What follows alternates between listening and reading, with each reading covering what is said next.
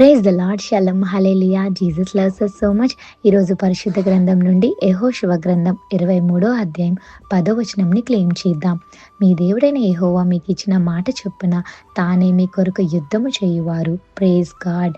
చూసారా, యేసయ్య మీ పక్షాన ఉండి మీ కొరకు యుద్ధం చేయడానికి సిద్ధంగా ఉన్నారండి. మరి మీరు ఎందుకోసం బాధపడుతున్నారు, భయపడుతున్నారు నాకైతే తెలియదు. కానీ దేవుని పైన నమ్మకం పెట్టుకోండి. యుద్ధం యెహోవాదే.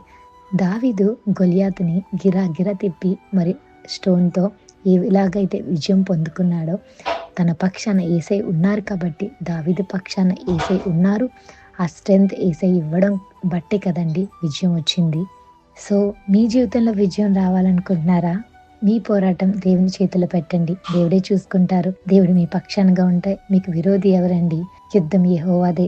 Jesus is your back side because to give victory and to make you happy. మనకున్న అధికారం యేసయ్య, మనకున్న సైన్యం యేసయ్య, మన వెనకాలన్న శక్తి యేసయ్య. సో నీతిమంతుల సింహం వలె ధైర్యంగా ఉండాలి.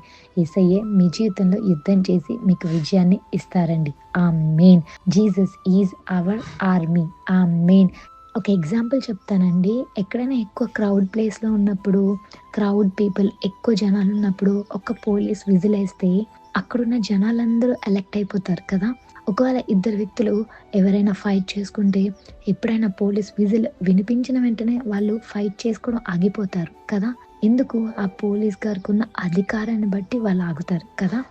మనతో ఎవరు యుద్ధం చేయడానికి వచ్చినా మనకున్న అధికారం యేసయ్య, మనకున్న సైన్యం యేసయ్య, మన వెనకాలన్న శక్తి యేసయ్య.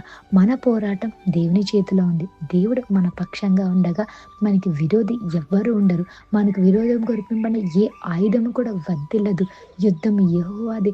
మీ పక్షాన సాతాను పోరాడుతున్నాడా? అయితే దేవుడు మీ పక్షాన విజయాన్ని ఇస్తారు. ఎవరైనా మీకు వ్యతిరేకంగా మాట్లాడుతున్నారా? దేవుడు మీ పక్షాన విజయం ఇస్తారు. ఖచ్చితంగా ఇస్తారండి.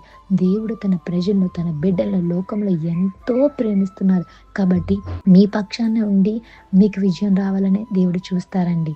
సో దేనికోసం చింతించద్దండి. మీ దేవుడైన యెహోవా మీకు ఇచ్చిన మాట చొప్పున తానే మీ కొరకు యుద్ధం చెయ్యును. Praise God. ఈ ఇయర్ 2026లో మీ జీవితంలో ఇంకా దేంతో యుద్ధం చేస్తున్నారో నాకైతే తెలియదు. కానీ మీ పక్షాన దేవుడు యుద్ధంలోకి దిగుతున్నారు. ఆయన దిగారనుకోండి, ఇంకా మీకు విక్టరీ, విన్నింగే తప్ప లూజింగ్ అనేది ఉండదు, ఫెయిల్యూర్ అనేది ఉండదు. So God is going to give a victory in your life. So wait upon the Lord Jesus Christ. He is the one who can fight for you, for your winning. So he loves you so much. Have a blessed day in Christ Jesus. Jesus loves us so much. Amen.